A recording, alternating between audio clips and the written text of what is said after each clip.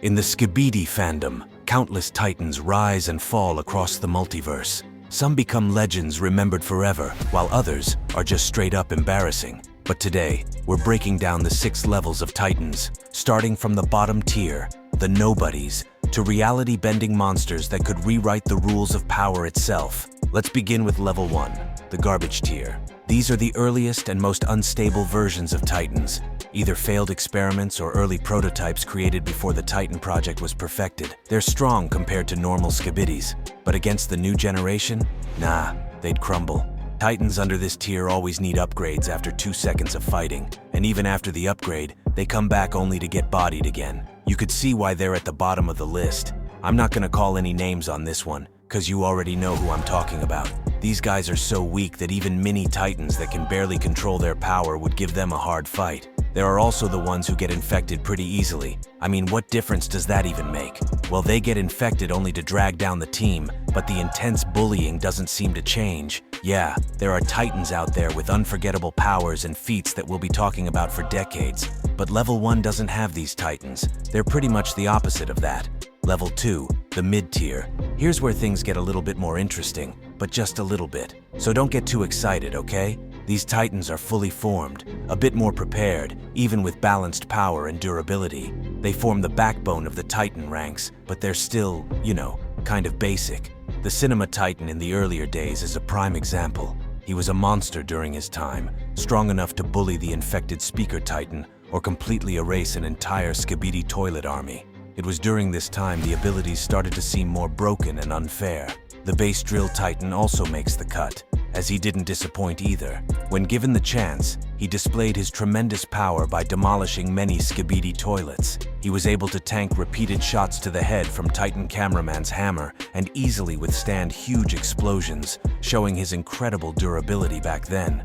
Also, the signature core blast of the Titans started to make sense after seeing these guys in action. There's also the Zombie Speaker Titan.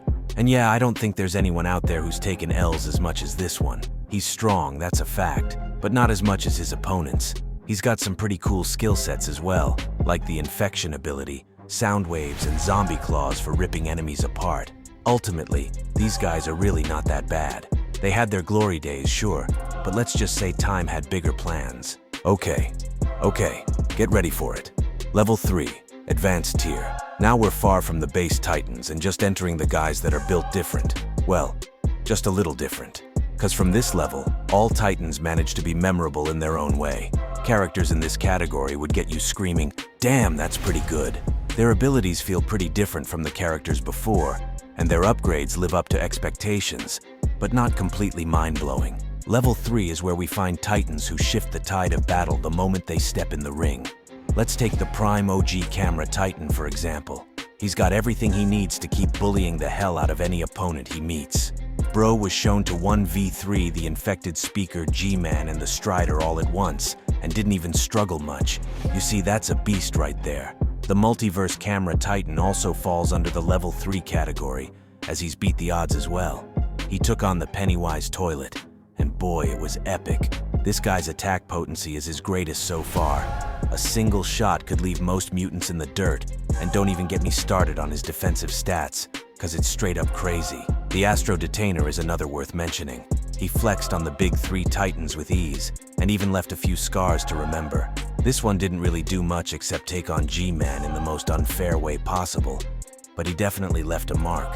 Guys like these dominate no matter the odds, and they're the aura farmers in the fandom. The only problem with level 3 titans is that they're just missing a couple things that would make them great. They just don't have that special something that would make them as legendary as level 4. Elite Tier. From this point forward, we're entering the territory of iconic titans.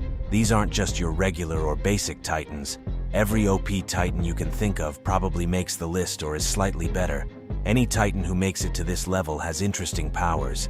And whether you love these guys or think they're overrated, you absolutely cannot deny that they've got some crazy stuff going for them. Level 4 is where we start seeing extremely good and unique abilities.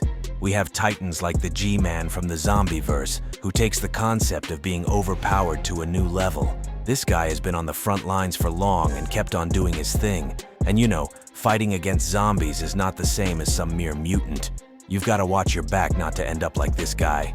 Anyways, G-Man did all that and became the hero in his show, casually taking on the Siren and Zombie TV all at once, and even achieved one of the most iconic attacks in all the fandom.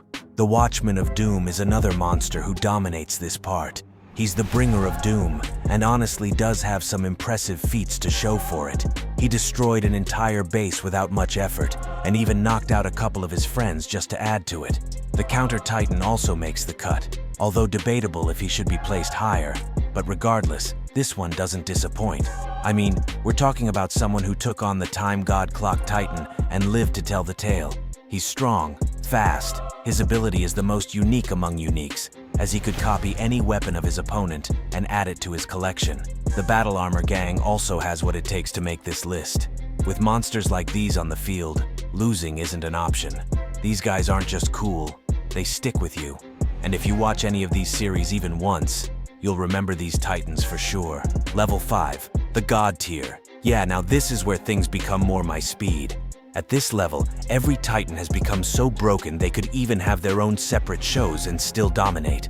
We're talking about titans that most people in the entire Skibidi community know about, whether they watch the series or not. This is where we see real powers, not just unique tricks anymore, the real deal. Characters here are literal gods. The Clock Titan, for example, is no ordinary titan. He's the time god himself, and his feats are right there to speak for him. His abilities, on the other hand, are worth looking into, as he bullied and violated countless characters using that stuff.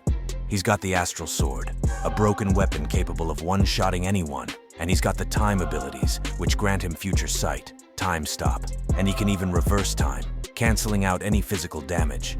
But we all know the list isn't complete without the Gravity King himself, cause bro's feats are equally impressive. He's the fastest known titan for his size and fights like a raging beast. He was able to take on the purple and orange Triadians with ease and destroyed them simultaneously. We also got the G-Man Apocalypse, the embodiment of destruction himself. Bro is a walking fortress, and his attack potency is all over the place. He completely destroyed the pencil base with a swing of his sword. The Watchman better be taking notes, cause even Jeffrey would make the cut. But when these guys pull up, you know you're about to witness peak. What keeps them from that final tier isn't really a flaw. It's simply that they haven't really achieved that mythical status yet, although some of them are really close. Level 6, Mythical tier. We have officially reached the peak of Titan form. They are the final boss. These are the kind of guys who joke around in intense battles, because if they truly went all out, the entire planet would definitely feel the toll. They crossed godlike and became something completely more terrifying. The Sinister stands tall in this category, as not many titans can stand up to him. He's a threat to the entire multiverse and can end it whenever he feels like. He bends reality to his will and wields both the Astral Sword and the Champion's power. But that brings us to the Champion Clock Titan himself, another mythical level threat. Even though he didn't show us much, his actions and statements are enough to give us a peek of what he could really do.